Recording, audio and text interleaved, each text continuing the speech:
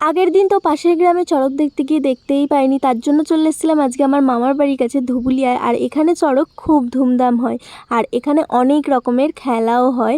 তো প্রথম খেলা হচ্ছে এই যে এটা দেখতে পাচ্ছ, ওই যে বড় খেজুর গাছটা, ওই খেজুর গাছের মাথার উপর উঠে এখন নাচ করবে একজন সন্ন্যাসী।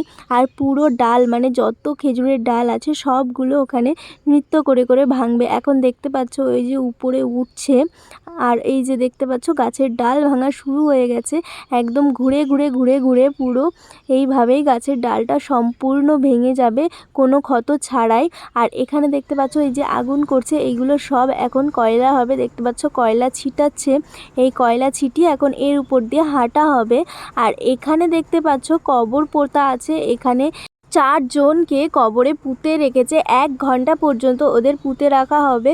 আর এদিকে বড়শি ফোটানো কমপ্লিট হয়ে গেছে আর ওগুলো টেনে টেনে দেখছিল যে সব ঠিক আছে কিনা। তারপর এখানে 1 ঘন্টা হয়ে যাওয়ার জন্য এখানে কবর তুলতে এসছে। দেখতে পাচ্ছ প্রথমে মাটিগুলো সরিয়ে নিল, তারপর উপর দিয়ে টিন দেওয়া ছিল দেখতে পাচ্ছ। আর এখানে মাটিগুলো সরিয়ে খুব ভালোভাবে কবরটা খুঁড়ছিল।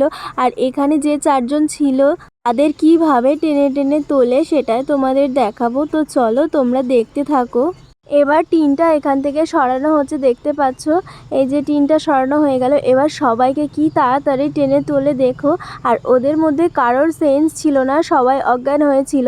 1 ঘন্টা ধরে যে মাটির তলায় পোঁতা ছিল তার জন্য তাদের কোনো সেন্স ছিল না, দেখতে পাচ্ছ। এবার এদের এখান থেকে নিয়ে গিয়ে ঢাক বাজানো হবে এদের কাছে, মানে এদের কানের কাছে গিয়ে ঢাক বাজানো হবে আর গঙ্গার জল ছেটানো হবে আর মহাদেবের ধ্বনি দেওয়া হবে। দেখতে পাচ্ছ কিভাবে এদের নিয়ে যাচ্ছে। আর এখানকার একটা খুব ভালো জিনিস, এখানে বাচ্চারাও সবাই সন্ন্যাসী হয়, কত ছোট ছোট বাচ্চারা সবাই সন্ন্যাসী হয়। এখন এখানে বড়শি ফোটানো হয়ে গিয়েছিল যাদের, তাদের এখানে চড়কের সাথে বেঁধে দেওয়া হয়েছে। এবার ওদের ঘোরানো হবে, একদম কৈলাস থেকে ওরা ঘুরে আসবে। তারপর একটু পরে বাচ্চা কোলে নিয়ে ঘুরবে, দেখতে পাচ্ছ এখানে বাচ্চা কোলে নিয়ে ঘুরছে। তো আজকের মতো এই পর্যন্তই, আবার দেখাবে নেক্সট মিনি ব্লগে। সাবস্ক্রাইব।